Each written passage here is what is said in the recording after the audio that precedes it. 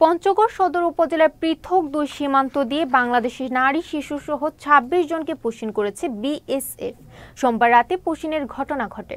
মঙ্গলবার ভোরে হাড়িভাষা ইউনিয়নের বড় বাড়ি ও চাকলাহাট ইউনিয়নের খুনিয়াপাড়া সীমান্ত এলাকা থেকে নীলফামারীর ৫৬ বিজিবি ব্যাটালিয়নের সদস্যরা তারে আটক করে। আটককৃতরা ১০ থেকে ১৫ বছর ধরে ভারতে অবস্থান করে আসছিল। গত ২৮ মে ভারতীয় সিআইডি পুলিশ তাদের গ্রেফতার করে কলকাতায় নিয়ে আসে। পরে বিমানে করে বাগডোগরায় এনে বিএসএফ এর কাছে তুলে দেয় তারা। পরে পঞ্চগড় সীমান্তে বাংলাদেশে পুশিং করে বিএসএফ। দুপুরে পঞ্চগড় সদর থানা পুলিশের কাছে হস্তান্তর করে বিজিবি।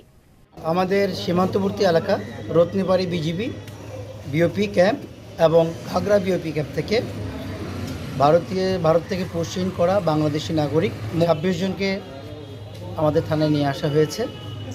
আমরা স্থানীয়ভাবে স্থানীয় প্রশাসনের সাথে ইউনো এবং ডিসি স্যারের সাথে কথা বলে আমরা তাদের আপাতত নিরাপদ আশ্রয় রাখার ব্যবস্থা করব এবং তারা প্রকৃতপক্ষেই বাংলাদেশি নাগরিক কিনা আমরা এটা যাচাই বাছাই সাপেক্ষে পরবর্তী আইনগত ব্যবস্থা গ্রহণ করব। যে ২৬ জন এসেছে এর মধ্যে ৯ জন শিশু, ৯ জন নারী এবং ৮ জন পুরুষ আছে।